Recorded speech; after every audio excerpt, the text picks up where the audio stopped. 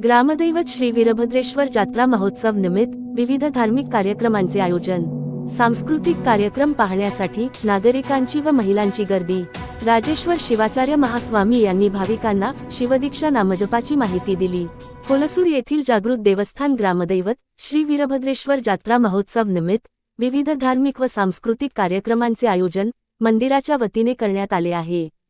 शुक्रवारी डॉक्टर शिवानंद स्वामी श्री गुरु बसवेश्वर संस्थान मठाचे अधिपती राजेश्वर शिवाचार्य महास्वामी तडोळा, शिवानंद स्वामी सायगाव व ग्रामपंचायत अध्यक्ष दीपाराणी भोसले, उपाध्यक्ष मीराबाई गायकवाड, सावित्री सलगर, मलाप्पा धबाले यांच्या हस्ते दीप प्रज्वलन करून कार्यक्रमाचे उद्घाटन केले। शनिवार रात्री श्री राजेश्वर शिवाचार्य महास्वामी तडोळा व श्री धनराज ताळंपळी राज्य अध्यक्ष KPCC सहकार विभाग यांच्या हस्ते दीप प्रज्वलन करून कार्यक्रमाची सुरुवात करण्यात आली। विविध देशभक्ती व भक्तिगीतावर लहान विद्यार्थीचे डान्स पाहण्यासाठी नागरिक आणि महिलांची गर्दी दिसून येत होती। सकाळी 9:30 वाजता श्री राजेश्वर शिवाचार्य महास्वामी यांनी भाविकांना शिवदीक्षा नामजपाची माहिती दिली आणि पाद्यपूजन सौभाग्यवती श्रीदेवी राजकुमार निरोदे यांच्या हस्ते करण्यात आले। यावेळी संगमेश स्वामी, अमित स्वामी आदी मान्यवर उपस्थित होते। यावेळी श्री वीरभद्रेश्वर पंच कमिटीचे अध्यक्ष काशीनाथ पारशेट्टे, उपाध्यक्ष चंद्रकांत देटणे, बंडूराव पाटील, ओमकार पटणे, सुधीर काडादी, श्रीमंतराव जानबा, बाबूराव बालकुंदे, जगदीश देटणे, शिवराज पारशेट्टे, वीराप्पा पांचाळ, गोविंदराव सोमवंशी आणि गावातील नागरिक महिला खूप मोठ्या संख्येने उपस्थित होते। Star Hulsoor news Hulsoor. ನಮ್ಮೂರಲ್ಲಿ ಯಾವುದೇ ಜಾತಿ ಭೇದಗಳಿಲ್ಲ, ನಮ್ಮೂರಾಗ ಯಾವುದೇ ಕೋಮ ಏನಂತಿರೋದಕ್ಕ ಕೋಮ ಸೌಹಾರ್ದದಿಂದ ಬದುಕ್ತಕ್ಕಂತ ನಮ್ಮ ಜಿಲ್ಲೆಯಲ್ಲಿ ಯಾವ್ದಾದ್ರು ಒಂದು ತಾಲೂಕು ಇದ್ರೆ ಅದು ಹುಲಸೂರು ತಾಲೂಕದ। ಅದಕ್ಕಾಗಿ ಹುಲಸೂರು ಅಂದ್ರೆ ಅದು ವೀರಭದ್ರೇಶ್ವರ ಹೀಗೆ ತೇರಿದಾಗಿದೆ। ಮೊದಲು ತೇರು ನೋಡ್ಬೇಕು ನಾವು, ಅಂತ ತೇರಂದ್ರೆ ಜಾನಪದ ಶೈಲಿಯಲ್ಲಿ ಅಂತ ಕೇಳಿದಾಗ ಅದ್ಭುತವಾದಂತಹ ತೇರು ಏನಾದರೂ ಇದ್ರೆ ಅದು ಹುಣಸೂರದಲ್ಲಿ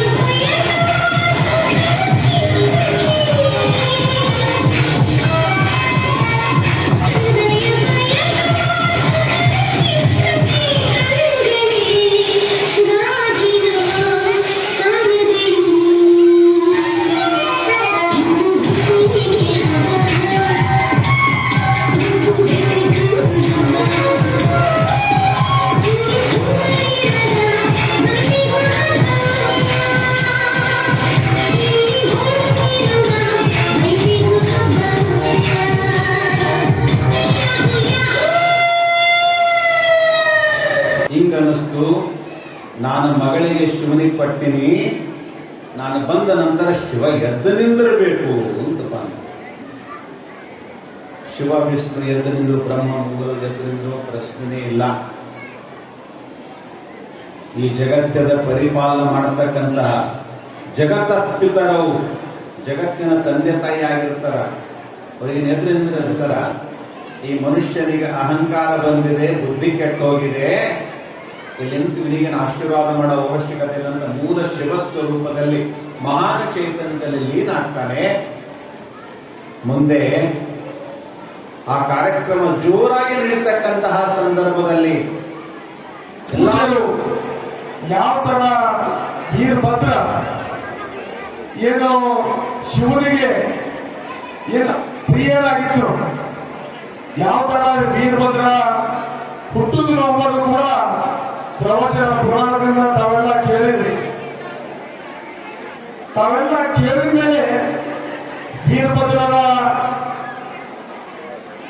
ಏನು ತಾವೆಲ್ಲ ಏನು ಉಪವಾಸ ಮಾಡೋದಾಗಲಿ, ತಮ್ಮ ಮಕ್ಕಳಿಗೆ ಒಳ್ಳೆ ಭವಿಷ್ಯ ನಿರ್ಮಾಣ ಮಾಡೋದಾಗಲಿ, ತಮ್ಮ ಆರೋಗ್ಯದ ಬಗ್ಗೆ ತಾವೆಲ್ಲ ಕಾಪಾಡ್ಕೊಳ್ಳೋದಾಗಲಿ. ಯಾಕಂದ್ರೆ ಉಪವಾಸ ಮಾಡೋದ್ರಿಂದ ತಮ್ಮೆಲ್ಲ ಆರೋಗ್ಯವನ್ನು ಸುರಕ್ಷಿತವಾಗಿರುತ್ತದೆ. ತಾವೆಲ್ಲ ಈಗೆಲ್ಲ ಕರ್ಕೊಂಡು ಬಂದಿರೋ ತಮ್ಮ ಮಕ್ಕಳಿಗೆ ಒಳ್ಳೆ ಶಿಕ್ಷಣವನ್ನು ಭವಿಷ್ಯ ನಿರ್ಮಾಣ ಮಾಡೋದಕ್ಕೆ ನಾವು ಕೊಡಬೇಕಾಗಿದೆ. ಅದಕ್ಕೆ ತಾವೆಲ್ಲ ಇಷ್ಟು ಭವ್ಯದಿಂದ ಈ ವೀರಭದ್ರೇಶ್ವರ ಜಾತ್ರೆಯನ್ನು ತಾವು ನಡೆಸ್ಕೊಂಡು ಹೋಗಿ ಬರ್ತಾ ಇದ್ದೀರಿ. ಅದಕ್ಕೆ ಈ ಕಮಿಟಿಯವರಿಗೂ ಕೂಡ ನಾನು ಧನ್ಯವಾದ ಹೇಳ್ತೀನಿ. ಯಾಕಂದ್ರೆ ಒಳ್ಳೆ ರೀತಿಯಿಂದ ಪ್ರವಚನಗಳು ಕೊಟ್ಟಿದ ಮೇಲೆ ನಮ್ಮ ಸಂಸ್ಕಾರ, ವೀರಭದ್ರನ ಚರಿತ್ರೆ, ಅದ್ರ ಬಗ್ಗೆ ತಮಗೆಲ್ಲ ತಿಳುವಳಿಕೆ ಕೊಡ್ತಾ ಇದ್ದಾರೆ. ಅದಕ್ಕೋಸ್ಕರ ತಾವೆಲ್ಲ ಪ್ರತಿ ಒಂದು ದಿನಗಳು ಬಂದು ಕಾರ್ಯಕ್ರಮಗಳು ಅಟೆಂಡ್ ಮಾಡಿ ವೀರಭದ್ರೇಶ್ವರ ಜಾತ್ರಾ ಮಹೋತ್ಸವ ಮಾಡಿದಕ್ಕೋಸ್ಕರ ವೀರಭದ್ರೇಶ್ವರ ಅವತಾರ ಯಾವ ತರ ಇರುತ್ತದೆ, ಸ್ವರೂಪ ಇರುತ್ತದೆ, ಧ್ಯಾನ ಯಾವ ತರ ಮಾಡಬೇಕು, ಪೂಜೆ ಏನು ಮಾಡಬೇಕು, ನಾವು ದಾನ ಯಾವ ತರ ಮಾಡಬೇಕು, ತಾವೆಲ್ಲ ತಿಳ್ಕೊಂಡು ರೂಪವನ್ನು ಅಳಿಸ್ಕೊಂಡು ತನ್ನ ಲೈಫ್ ತಾವು ಮುಂದುವರಿಸ್ಕೊಂಡು ಹೋಗ್ಬೇಕಂತ ನಾನು ಹೇಳ್ತಾ